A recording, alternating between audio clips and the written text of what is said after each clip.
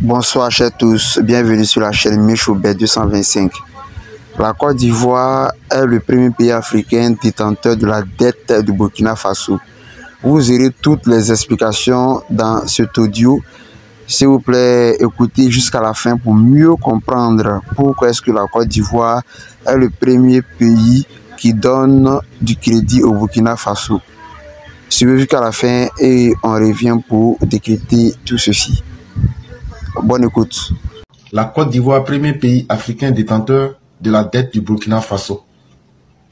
Et donc, à travers ce titre-là, on nous explique que la Côte d'Ivoire est le premier pays qui donne crédit au Burkina. Le but de nos émissions, c'est d'expliquer simplement les choses avec des preuves. Pour nous, ce n'est pas une manière de dire que les Ivoiriens sont plus riches que les Burkinabés ou bien entrer dans d'autres considérations. C'est une manière de montrer que entre les pays africains, si nous participons à une dynamique, si nous faisons le commerce, si nous faisons la fraternité entre nous, cela n'est-il pas mieux que les divisions? En 2022, le Burkina Faso a connu un ralentissement économique attribuable à l'instabilité sociale, au coup d'État militaire ayant entraîné des sanctions économiques, la dégradation de l'environnement sécuritaire et aux répercussions de l'invasion de l'Ukraine par la Russie. Et donc, à partir de 2022, le Burkina va connaître encore des problèmes qui vont s'aggraver. Et tous ces problèmes-là vont faire que l'économie du Burkina va connaître un coup. Et donc, dans ces conditions-là, il faut bien qu'on vous dise que c'est le coup d'État qui est à la base de tous ces problèmes du Burkina. Parce que c'est le coup d'État qui a conduit à l'instabilité sociale. Quand des personnes qui ne méritent pas d'être dans une place se retrouvent à une place, figurez-vous qu'il y aura forcément problème. Figurez-vous que le dernier de la classe, parce qu'il est le plus violent, il arrache le livre dans lequel le maître a fait son classement et il se met lui-même premier de la classe.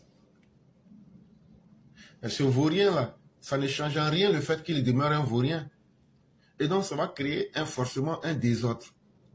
Et donc, ceux qui sont les premiers vont se mettre à côté pour regarder. Et c'est ça que les coups d'État amènent. Les coups d'État, là, c'est les plus violents que ça met au pouvoir. Et les hommes intelligents fuient le pays. Et quand les gens intelligents fuient le pays, ça crée l'instabilité. Parce que ce sont les hommes intelligents qui peuvent faire progresser une économie. Ce sont les hommes intelligents qui peuvent mettre une société en place. Et dès qu'il y a des coups d'État, ça crée la fuite des cerveaux. Quand les cerveaux fuient, ceux aussi qui peuvent être des opérateurs économiques, l'argent n'aime pas le bruit, etc. Et donc, c'est une chaîne logique. Et en même temps aussi, comme un coup d'État, ça ne s'applaudit pas et ça ne s'encourage pas, il y a eu des sanctions économiques. Et tout ça, avec le djihadisme qui n'a fait que s'accroître. Ce que les militaires ont promis, ils n'ont jamais été capables de le faire. Et donc, le djihadisme est devenu plus violent qu'il ne l'était auparavant. Et sans oublier que nous sommes dans un monde où tout est lié.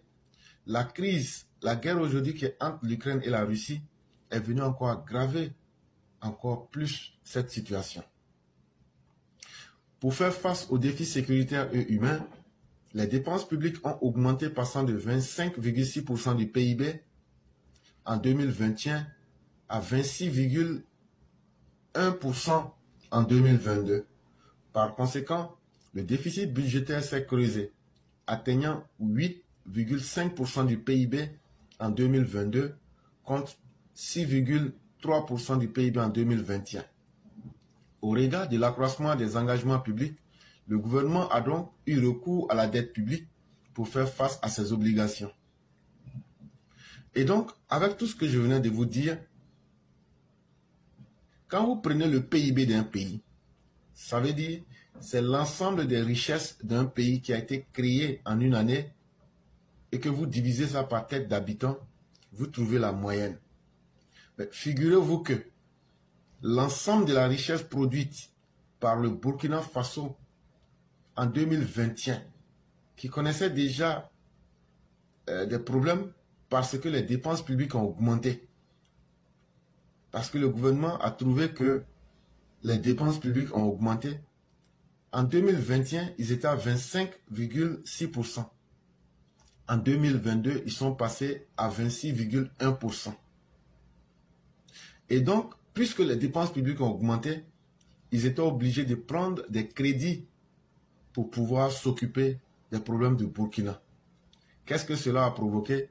Cela a fait chuter le PIB du Burkina de 2,2%.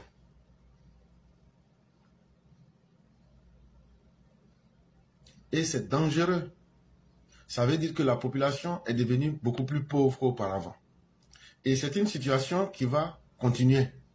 Tant que l'instabilité va régner au Burkina et dans les pays de l'AES, il faut s'attendre à ce genre de situation.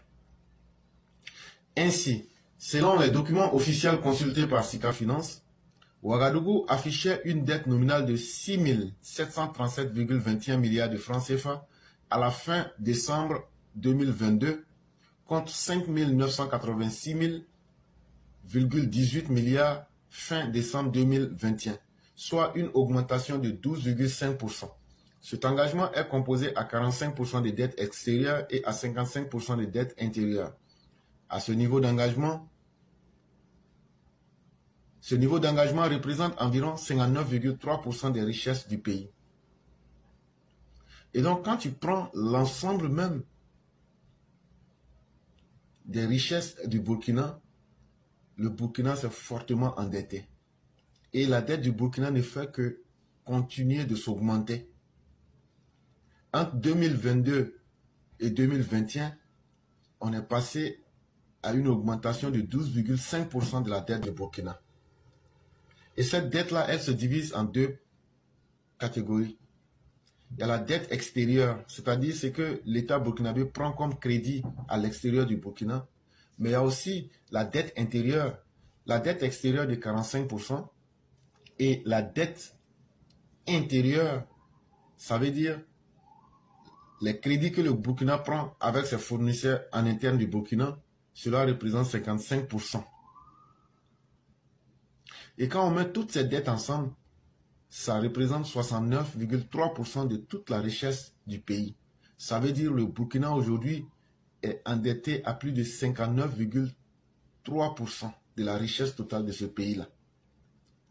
La dette extérieure s'élevant à 3032 milliards,36 francs CFA à la fin 2022 a connu une hausse de 7,2% par rapport à son niveau de décembre 2021.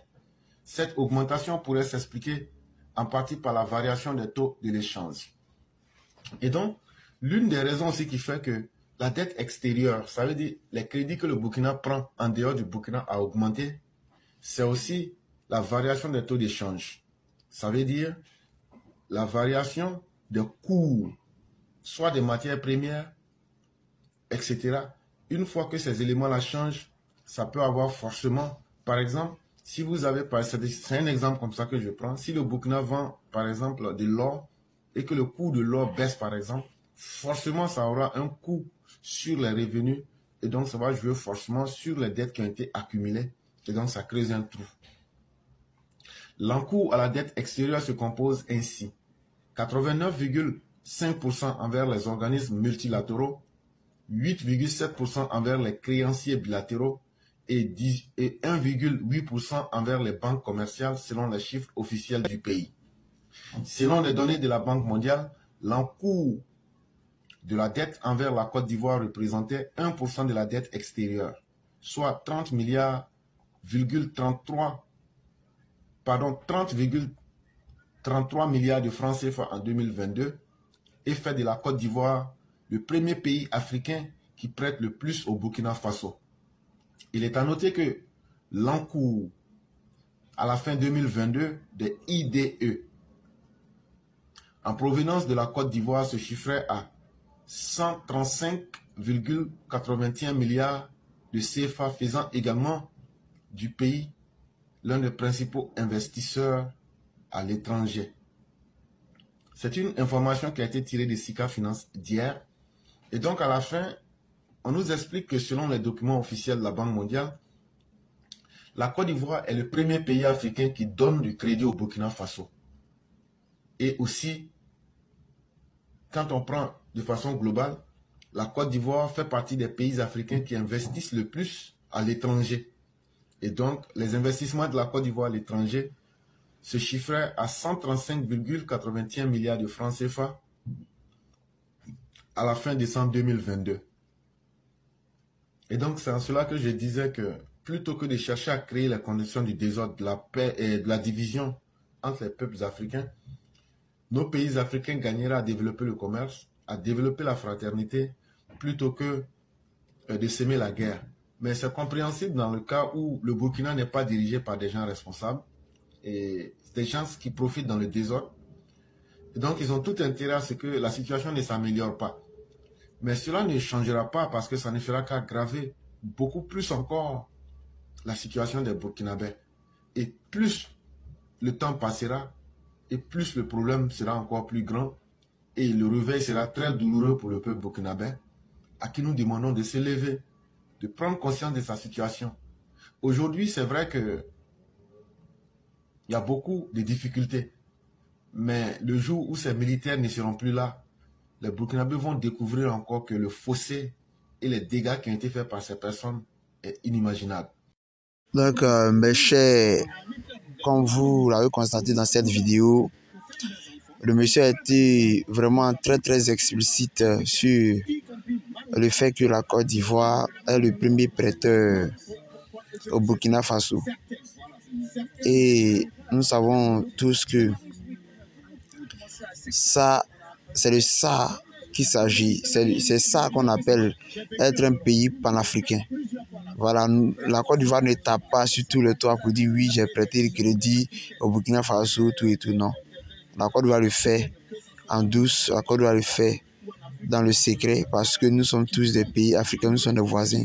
Donc, nous devons nous soutenir mutuellement en tant que tous pays pauvres. C'est ça qui est le vrai point, c'est ça qui est la vérité. Et non de suivre les propagandistes qui sont au pouvoir dans ces différents pays-là. Ciao les gens et ciao et bonne soirée à vous.